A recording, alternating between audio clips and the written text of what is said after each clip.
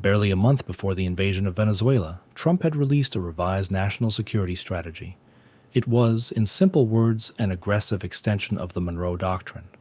Going by the Monroe Doctrine, which was established in the 1800s, the U.S. was to stay away from aggression in the Western Hemisphere unless directly threatened by an external power such as Europe.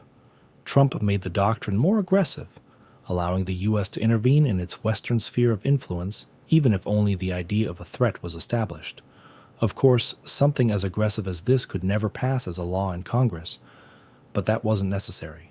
The President's national security strategy serves as the binding guide for the executive branch, including the armed forces, unless challenged in the court of law. But again, Trump was never going to give time for that, just like he didn't give it to Maduro, or just about anybody. He was quick to add the entire Venezuelan government as a drug cartel to the list of foreign terrorist organizations, including President Maduro as a terrorist. This gave Trump the necessary legal points to advance in the UN or other international forums, and on a quiet midnight on January 3rd, Venezuela was down.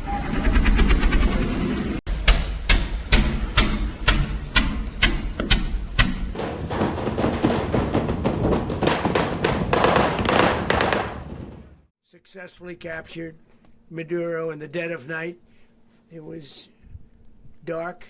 The lights of Caracas were largely turned off due to a certain expertise that we have. It was dark, and it was deadly. The U.S. Cyber Command disabled Caracas's power grid at an estimated cost of $300 to $400 million, drawn from the Pentagon's classified cyber budget. This blackout enabled ingress of MH-47G Chinooks and MH-60M Black Hawks, carrying Delta Force operators trained on a replica of Maduro's residence at Fuerte Tiuna. Breaching operations, including specialized charges and thermal tools, cost roughly $50 million, funded through SOCOM contingency allocations. Air cover was provided by a strike package of 150-plus aircraft, including F-22 Raptors, F-35 Lightning IIs, and B-1B Lancers, launched from 20 bases and carrier strike groups in the Caribbean, costing about $2 to $3 billion from existing Air Force operational budgets. Naval blockade and logistics added another $1.5 to $2 billion, financed via Navy readiness funds. In total, the entire operation cost $4 to $6 billion, sourced from black budget intelligence funds, overseas contingency operations, OCO, and baseline Pentagon appropriations, executed without new congressional approval. Those $4 to $6 billion in the invasion sound very less when you consider the fact that Venezuela has the world's largest oil reserves, even more so than Saudi Arabia. But there is a problem. An invasion of a foreign land is never easy, especially not when you might think it is. The American government must remember that Venezuela is a state in crisis, and though President Trump may have initiated the invasion in the name of countering narcoterrorism and capturing its leader, Maduro, the reasons for the narcoterrorism haven't changed yet, and there is a very big chance it might increase as well. For more than a decade, Venezuelan generals, governors, and military commanders have operated increasingly autonomous criminal enterprises within their territorial zones, now with Maduro gone, who was maintaining cooperation amongst different factions of the ruling party. These governors, commanders, and politicians would love to fill the power vacuum. Not to mention, they would be tempted to do so, as they are on U.S. radar as well, such as Interior Relations Minister Diosdado Cabello, who is also accused in the Maduro indictment. These generals and politicians would take help from various criminal organizations, just like they had always done, but this time with increased cooperation. Organizations such as the Colombian guerrilla group, the ELN, which controls cocaine production and mining in border states under implicit military tolerance. Tren de Aragua, born in a regime-protected prison, operates across half a dozen countries. Not to forget the Cartel de los Soles, which is not a cartel at all, but a label for the criminal structures embedded within Venezuela's military and security apparatus that enabled or supervised the rest.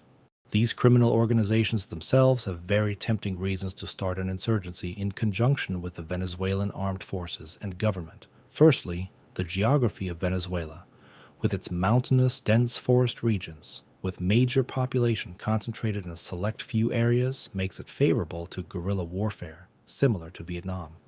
Secondly, with cocaine and gold prices rising globally, there is a monetary value to be made by keeping the cartels well and running and pushing back against the U.S. This monetary aspect is so valuable that cartels from outside Venezuela are willing to enter the battlefield. Brazil's Primeiro Comando de Capital has already developed close links with the Tren de Aragua and the Brazil-Venezuela border region of Roraima, particularly for weapon trafficking and to establish control over illicit gold mining sites on the Brazilian side of the border. The prospect of expanding into Venezuela may prove tempting to the Brazilian group in the current context. Meanwhile, another Brazilian criminal organization, the Comando Vermelho, has become an ascendant force in cocaine trafficking throughout the Amazon. This group may also take advantage of the current crisis to expand its footprint into the Venezuelan Amazon region. Besides criminal competition over cocaine and gold, there is also the risk of long-term confrontation with the Bolivarian militias, a force of civilian volunteers created by former President Hugo Chavez to defend the Chavista revolution. The risk is compounded by the availability of weapons. Venezuela is a source and transit country for firearms in the region, and this activity is likely to intensify if effective control mechanisms are not put in place. Particular attention should also be paid to the risks associated with illicit firearm trafficking from Venezuelan stockpiles. Estimates suggest that civilian firearm ownership alone accounts for between 1.6 and 4.1 million weapons. In addition, there are hundreds of thousands of military-grade weapons held within the stockpiles of the armed forces, pro-government militias, and guerrilla groups. As you might have guessed by now, the Operation Absolute Resolve, which concluded within hours, was never going to be enough. There have to be boots on the ground, probably 30 to 40,000 soldiers, for years to maintain peace. Billions of dollars spent on the protection of oil extraction sites and infrastructure, not to forget, maintaining and training specialized forces to combat in dense Amazonian jungles and mountains. Because the forever war in Iraq has cost about $1 trillion to the U.S., the war in Venezuela can cost on similar lines if the U.S. does not take Venezuela seriously. The conditions for war are already in place. Venezuela is hugely in debt, and which it has defaulted since 2017, debt of nearly $150 billion from investors, companies, and foreign governments, including China, Russia, and India.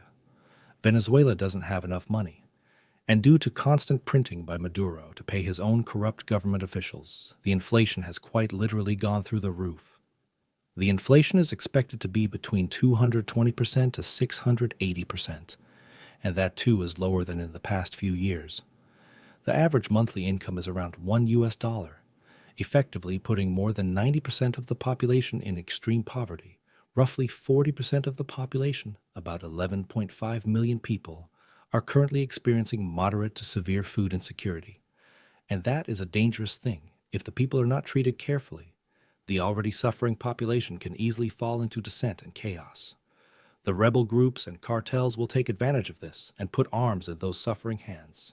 To avoid a situation like Iraq or Vietnam, the U.S. must first take care of the Venezuelan population. For that, it would have to stabilize the inflation, maybe coerce the Venezuelan government to peg its currency to the U.S. dollar. But to even do that, first, the U.S. would have to provide monetary help to the Venezuelan government, supply food and essential medical necessities to curb shortages, and bring the prices down. Remove various sanctions, increase trust, and let foreign investments in. If the U.S. somehow manages to pull this off and turn Venezuela into a stable and safe democracy, it could cost the U.S. upwards of $150 billion over the course of a decade. But that would still be better than $1 trillion lost in guerrilla fighting, along with the loss of life, infrastructure, and reputation on a global level. By stabilizing the Venezuelan government and economy, the U.S. would take away the reasons for people to join rebel groups and for the Venezuelan army to support them. Venezuela is not a producing country for arms or drugs. It is merely a transportation hub. With the Venezuelan army on their side, the U.S. could essentially destroy these transportation routes within Venezuela and its waters in a span of just a few years and a few $billion. Once the United States manages to tackle these problems, the real money will start pouring in. Venezuela has the world's largest proven oil reserves of about 303.3 billion barrels, roughly 19% of the global reserves. That's $15 trillion in monetary value, more than the GDP of every country on the planet, except the US and China. But due to massive corruption, the extraction infrastructure and equipment are currently operating at less than 10% efficiency. It would take another $110 billion of rebuilding and maintaining this infrastructure to return to its peak of extracting 3.2 million barrels per day. To bring in these $110 billion, the U.S. is bringing in American companies with expertise in the field and essentially handing them a share of the resource. Companies like ExxonMobil, ConocoPhillips, Chevron, SLB, and Baker Hughes are all in the line. If the investment goes right, oil alone can get the U.S. upwards of $1.5 trillion over the course of the next 2 decades. However, one thing to remember is that Venezuela still needs to repay its debt, which it's been defaulting on since 2017. And to do so quickly, the U.S. is looking towards gold. Venezuela has about $22 billion of gold reserves. The U.S. government has seized them under the pretext of characterizing them as illicit assets controlled illegally by dictator Maduro. Most of the investors and companies that have been entangled in the Venezuelan debt and asset seizure by Chavez and Maduro have been the same American oil companies now returning for investments. For example, $8.7 billion owed to ConocoPhillips. It becomes a full circle moment for these companies. Now, after the debt repayment, after giving more than $200 billion to stabilize the Venezuelan economy and government, almost $200 billion to secure Venezuela from cartels and rebel groups with the help of the Venezuelan army, and more than $150 billion spent on rebuilding and maintaining oil extraction and transportation infrastructure. In total, spending almost $600 billion over the course of next decade and a half, the revenue USA will get back can reach more than $1.5 trillion. That's almost 2.5 times the return on investment. And we are not even counting the other natural resources Venezuela has, including gold, rare earth minerals, iron, bauxite, natural gas, etc., which are combined worth more than $500 billion. But money spent on their extraction infrastructure, security, etc., can also go above $200 billion, so it's all right. Although there is a very good possibility that the U.S. will jump on this bandwagon as well. However, we are forgetting something. Venezuela doesn't just have $22 billion in debt, it has 150, more than twice its GDP. Most of this debt is owed to China, and some to Russia. There was for debt for oil agreement between China and Venezuela, so will the U.S. pay back the debt to China? Of course not.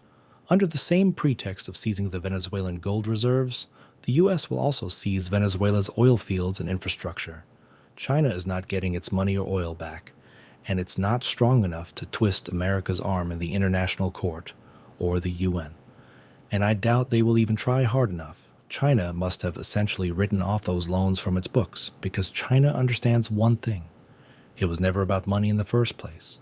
A nation as rich and powerful as the U.S. would never risk its own men in what could potentially turn into a decade-long war for $1 trillion. $1 trillion is a lot for all the nations in the world, but not for the U.S.